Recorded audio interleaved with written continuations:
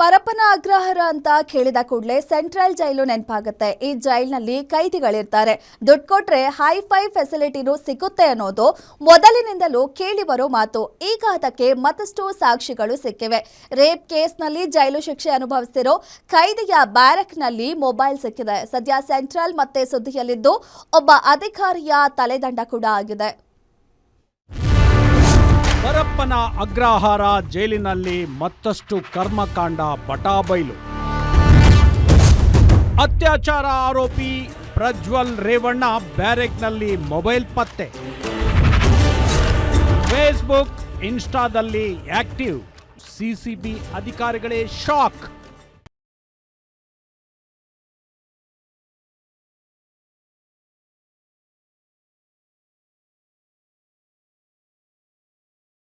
ಯಾರೇ ಬಂದರೂ ಈ ಪರಪ್ಪನ ಅಗ್ರಹಾರ ಜೈಲಿನ ಹಣೆಬರ ಬದಲಿಸಲು ಆಗಲ್ಲ ಅನ್ಸುತ್ತೆ. ಈ ಪರಪ್ಪನ ಅಗ್ರಹಾರ ಜೈಲಿನ ಹಣೆಬರ ಮತ್ತೊಮ್ಮೆ ಬಟಾಬೈಲಾಗಿದೆ. ನಿನ್ನೆ ಪರಪ್ಪನ ಅಗ್ರಹಾರ ಜೈಲಿನಲ್ಲಿರುವ ಸಜಾಬಂದಿ ಮತ್ತು ಕೈದಿಗಳು ಬ್ಯಾರೆಕ್ಗಳ ಮೇಲೆ ನಿನ್ನೆ ಸಿಸಿಬಿ ಅಧಿಕಾರಿಗಳು, ಎಲೆಕ್ಟ್ರಾನಿಕ್ ಸಿಟಿ ವಿಭಾಗದ ಪೊಲೀಸ್ ಮತ್ತು ಜೈಲಾಧಿಕಾರಿಗಳು ದಿಢೀರ್ ದಾಳಿ ನಡೆಸಿದರು.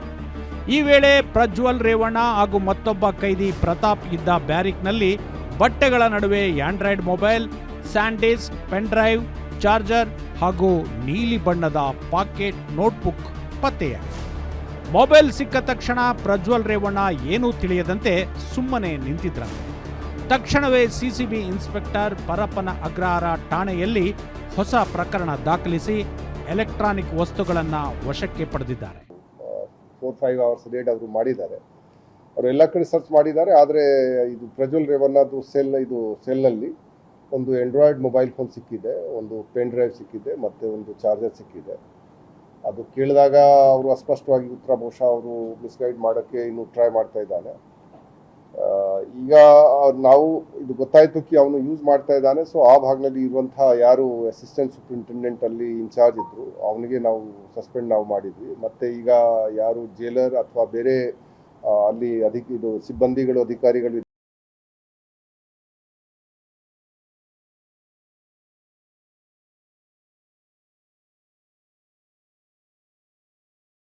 ಇನ್ನು ಹೈ ಪ್ರೊಫೈಲ್ ಕೈದಿ ಬ್ಯಾರೆಕ್ನಲ್ಲಿ ಮೊಬೈಲ್ ಪತ್ತೆಯಾಗಿರುವುದು ಕಾರಾಗೃಹ ಇಲಾಖೆಯಲ್ಲಿ ದೊಡ್ಡ ಸಂಚಲನ ಮೂಡಿಸಿದೆ.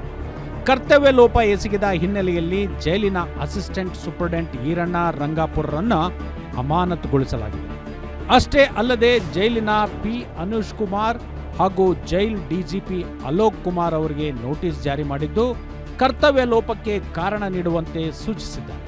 ಕಳೆದ 6ರಂದು ಜೈಲಾಧಿಕಾರಿಗಳು ನಡೆಸಿದ ತಪಾಸಣೆಯಲ್ಲಿ ಸಿಗದ ಮೊಬೈಲ್ ಈಗ ಹೇಗೆ ಬಂತು, ಪ್ರಜ್ವಲ್ಗೆ ಮೊಬೈಲ್ ಕೊಟ್ಟವರು ಯಾರು ಎಂಬುದನ್ನು ತಕ್ಷಣವೇ ತನಿಖೆ ನಡೆಸಿ ಮಾಹಿತಿ ಕೊಡಿ ಎಂದು ಸೂಚಿಸಿದ್ದಾರೆ. ಇನ್ನು ಪರಪ್ಪನ ಅಗ್ರಹಾರ ಪೊಲೀಸರ ಪ್ರಾಥಮಿಕ ವಿಚಾರಣೆ ವೇಳೆ ಹಲವು ಸ್ಫೋಟಕ ವಿಚಾರಗಳು ಹೊರಬಂದಿವೆ. ಬ್ಯಾರಿಕ್ನಲ್ಲಿ ಸಿಕ್ಕ ನೀಲಿ ಬಣ್ಣದ ನೋಟ್ಬುಕ್ ತನ್ನದೇ ಎಂದು ಪ್ರಜ್ವಲ್ ಒಪ್ಪಿಕೊಂಡಿದ್ದಾರೆ. ಮೊಬೈಲ್ ಹಾಗೂ ಚಾರ್ಜರ್ ಮತ್ತೊಬ್ಬ ಆರೋಪಿ ಪ್ರತಾಪ್ಗೆ ಸೇರಿದ್ದು ಎಂದು ಗೊತ್ತಾಗಿದೆ. ನಂತರ ಸರ್ಕಾರಕ್ಕೆ ಮುಜುಗರ ಇದು ಉಂಟು ಮಾಡ್ತಾರೆ. ಸೊ ಈ ಪ್ರಕಾರ ನಮ್ಮ ಪ್ರಕಾರ ಇದು ಸರಿ ಇಲ್ಲ. ಯಾರು ಇದಕ್ಕೆ ಕಾರಣೀಭೂತಿರ್ತಾರೆ ಅವ್ರ ಮೇಲೆ ನಾವು ಕಠಿಣ ಕ್ರಮ ಜರುಗಿಸಬೇಕಾಗತ್ತೆ. ಈಗ ಕೂಡ ನಾವು ಮಾಡಿದ್ದೀವಿ. ನಾವು ಬಂದ ನಂತರ ಬಹಳಷ್ಟು ಜನ ನಮಗೆ ಇದು ಬಹಳ ಬೇಜಾರಾಗತ್ತೆ ಅವ್ರ ಮೇಲೆ ಕ್ರಮ ತಗೊಳ್ಳೋಕ್ಕೆ. ಆದರೆ ಯಾವ ಬೇರೆ ದಾರಿನಿಲ್ಲ.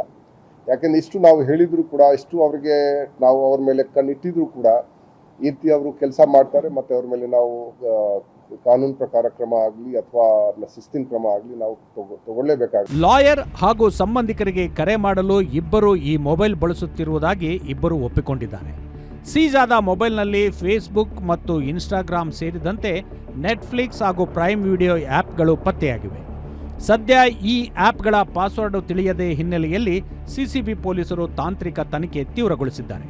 ಅದೇನೇ ಹೇಳಿ, ಸರ್ಕಾರ ಎಷ್ಟೇ ಕಟ್ಟುನಿಟ್ಟಾದ ಕ್ರಮಕ್ಕೆ ಸೂಚಿಸಿದರೂ ಸಹ ಜೈಲಿನಲ್ಲಿ ನಡೆಯುತ್ತಿರುವ ಅಕ್ರಮಗಳಿಗೆ ಬ್ರೇಕ್ ಬೀಳದಿರುವುದು ಒಂದು ವಿಪರ್ಯಾಸವೇ ಸರಿ. Ajay Kumar, crime bureau, guarantee news, Bengaluru.